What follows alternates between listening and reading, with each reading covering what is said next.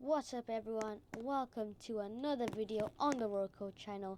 Today I'm just going to be showing you guys how to make this simple system where if you interact with this, we are now this character and we can walk around, and if we were to stand still we can see we have an idle animation.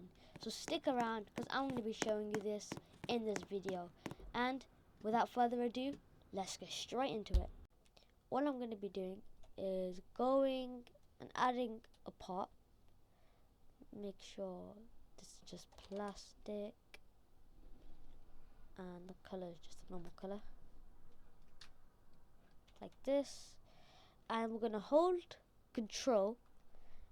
this, scale it in like this, making a simple rig. So just scale it up, Control D, move it a bit like this, Control D, move it up, scale it down. I should keep it like this scale. Move it out a bit, move it out a bit, move it up, Control D, move it to the side a bit, scale this in, scale it. Yeah. Control D, move like that. Control D the torso, scale tool, scale up like this, hold Control, scale it in, scale it down, a bit more, yeah, like that. Now we're just going to be adding like some shirt, so we're just going to select this top bit by holding click and just dragging, click color, and we're just going to make it a red shirt, a bit of a dark red. And then we're doing the same thing, dragging, select the bottom bit. We're going to be making this like a dark kind of color, like that. So now you can see it kind of looks like he has some pants or trousers and a shirt. All looks nice. We're gonna make this color a pastel brown, or you can just make it like burnt cement, whatever color you want. So we're gonna press this little button here, add in a sphere. This is just be for the eyes. I'm going to scale it in pretty small. Move it here. We're going to go into model off our move tool. So it just moves like a tiny bit, like 0.001 studs. Put it in. Control D. Move like that. I'm not going to do a mouth just for the purpose of this video. Color black. Material neon. Yeah. This all looks good. Now what we're going to do is we're going to select all of this, hitting Control and G. So it's going to be a model now, and we're going to name this model human. Doesn't really matter what you name it. So now this is the important part. You're going to go behind it, and this is your left, as you should already know. This is your left, this is your right, so you should already know that. So by holding Alt and selecting this, this is your left arm. Now holding Alt, selecting this, this is your right arm. And then same thing here, right leg. Just gonna want to name it appropriately. My keyboard will work. Right leg. Hold Alt, select this. Left leg. Hold Alt, select this. This is obviously the torso. You're going to want to name it exactly how I'm naming it. I'll show you later why this is really important. Hold Control, hold Alt and hold Control. Clicking the eye and clicking the other eye, we'll be clicking Control Shift G. All this is doing is grouping it, so they're always going to be stuck together, like no matter what. We're going to be wanting that because they're just the eyes. Like the eyes are never going to be looking in different directions, so those are good. Now this part is just our head. Now what we're going to be doing is we're going to click the torso, click Control and D on your keyboard. Name this humanoid roots part, and just make the transparency 1. This is just the root, so where everything's going to be connected to. Inside of here, add in a humanoid, and now you can see, because we named it all appropriately, it's all nice and rounded. So that's why it's pretty good that you name everything very nicely. So now it's all looking good. I'm not sure why the head isn't rounded off. Yeah, I have no idea. Yeah, I have no idea why. All looks good. It doesn't require a neck though. Yeah, this all looks good. So now we're going to be clicking plugins, and I'll leave this in the link in the description. You can download this plugin called Edit Rig. So all it's going to do is just let you edit the rig. So you want to click a human that's in the workspace. You're going to press the torso, hold control and press the left arm, create a joint, hold control, right leg. Okay, now that you've done this, should be looking like this. You want to select your humanoid part, select your torso, create a joint. Now you should have this nice skeleton type thing. You want to click this, let's move it up and to the left. Say with this one, move it up, move it to the right. You want them all to be pretty well done. Pretty like equal. Keep selecting this. Select the dot, hold the black, move it down. Say with the legs, select the dot, move it up. Okay, now he's looking really good. So now what we're going to do is we're going to hold control. So first select the head, then hold control, select the eyes, and we're going to create a weld. All this is going to do is just make sure the head and the eyes are stuck together, so they're never going to be apart. Now that you have this, all you're going to do is, if you did rig it right, if we go to Avatar Animation Editor and we click this, you should be able to create an animation. So now what you're going to do is just make a simple walking animation by rotating the leg, moving the arm back, moving the leg forward, moving the arm forward, moving this leg back, and then you can also just rotate this a bit back, move a bit more further down to like 15, move the arm back, move this arm forward, arm back, leg back, and then leg forward. You're gonna hold click and select this, Control C, go to the end, Control V. So now here you're just gonna make them look down. Now if you click on this button, which is toggling the looping, and now if we play, we can see we have a nice little walking thing. So before we publish it, we're going to press the three dots, set animation priority to movement, so we know it's going to be for moving, and we're going to publish this to the Roblox. Name it walk or whatever you actually want to name it, save, and then before we do anything, you're going to want to press this, which is, if you look, it says ID copied. It's going to copy the animation ID. Now inside of your human, you want to add in a local script. You can name it Animate. Now we're going to be animating, make sure the output is on, and now we can delete this, and we're going to write, so just follow after me. We're going to get the humanoid. First we're going to get the model, which is local model is equal to script.parent.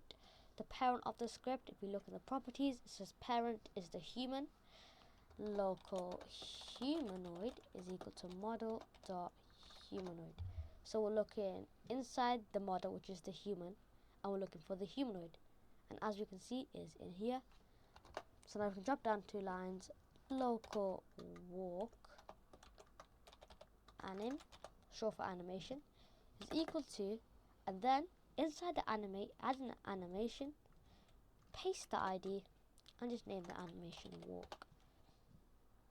Then it's just going to be an script dot walk, local walk anim track, which is just the track, is equal to humanoid dot animator colon load the animation, just loading the animation, script dot walk.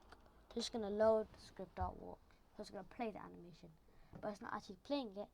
To play it, we have to add in a colon and write play, but we're not gonna be doing that yet. So then we're just gonna do if the humanoid, not if, humanoid dot running connect function. So all it's going to do is just saying if the humanoid's running, then here we're just going to do speed. So if it's running, then we're going to see if the speed it's running at is greater than 0, then we're just going to do if walk anim track dot is playing. So if it's not if it's playing, then actually we're going to do if it's not playing, because this is when we want it to walk. Then we're going to do walk anim track colon play, and then here drop down the line, else, copy this, paste it here, delete the not, and instead of writing play, stop. And now we want our character to actually be this human, right? So what we're going to do is we're going to add in a part, make sure it's in the workspace, yep, and we're just going to scale it. Doesn't really matter what size it is, with our move tool on, obviously. Scale it in, move it here, make it a bit bigger. Now with this, we're just going to name this trigger and add in a proximity prompt.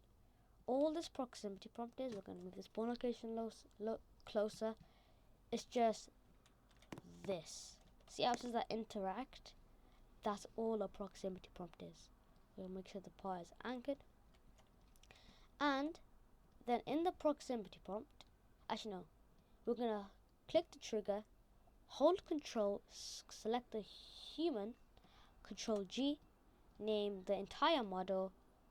We'll just name it human morph. Open it, and then add in a script inside of this, just a normal script. We could just name, actually no, we're not going to name it. All we're going to do, actually, we'll name it morph, because it's what's going to be morphing us into it. So we can just do local model is equal to script parent, local prompt, which is the proximity prompt, is equal to model dot trigger dot proximity prompt. Just so we have the proximity prompt, drop down 2 lines, prompt dot triggered. So if it's being triggered by something, we're gonna connect function. So all this is just doing is if it's being triggered, then inside of here we're gonna add in the player. This is just the player who triggered, as you can see it says here, not layer, player. Now we're just gonna do local old character is equal to player dot character, which is that old character that they used to have. Local new character is equal to our new character, which is our model dot human colon clone. So we're just making a duplicate of it, because otherwise if we don't make a duplicate, if you go to morph into the human, then if another player wants to morph into the human, they can't, because you are already the human. So that's not good, so we're going to be cloning it. So if anyone else wants to do it, they have a one for themselves. So now we're just going to do new character colon set primary part C frame. So we're just going to make the primary part, well, we also need to make him have a primary part. So we're going to click this, make sure we have him opened up, and click his humanoid root part. That should all be good now. And now we can just do old character dot primary part dot C frame. The C frame is just a combined of rotation and position. that's C frame done. And we're also gonna do player. We're actually gonna set the character to be equal to our new character, and just make the new characters dot parent is equal to workspace, just so the new character, because if you were to clone it normally, it would just make it in the game, which is just behind all of these services. There's something called the game. So all these guys as parents is the place one, which is the game. So we're just gonna make it in the workspace. And now if we were to play, hopefully, if we were to interact, if we move, we can see our walk animation works. If we were to stand still though, our walk animation does stop, but we don't really have an idle animation. So if you want that, stick around, because we're going to be doing that right now. So straight away, you want to get your human, make sure your avatar, animation editor, like this. Delete all these keyframes that we used to have, delete them. And we're just going to make a simple idle animation by selecting this one and making it 2. So the animation is going to be lasting 2 seconds. All this is just going to hold control to select both of them, move them up a bit. Also going to off our move tool, move them down a bit now. So it looks like he's kind of breathing, if you know. And then we can lean back, make sure the legs are appropriate. Okay. And then we can also just scale this in a bit more. You can make your rotate like 5. And now you can rotate it and we can move it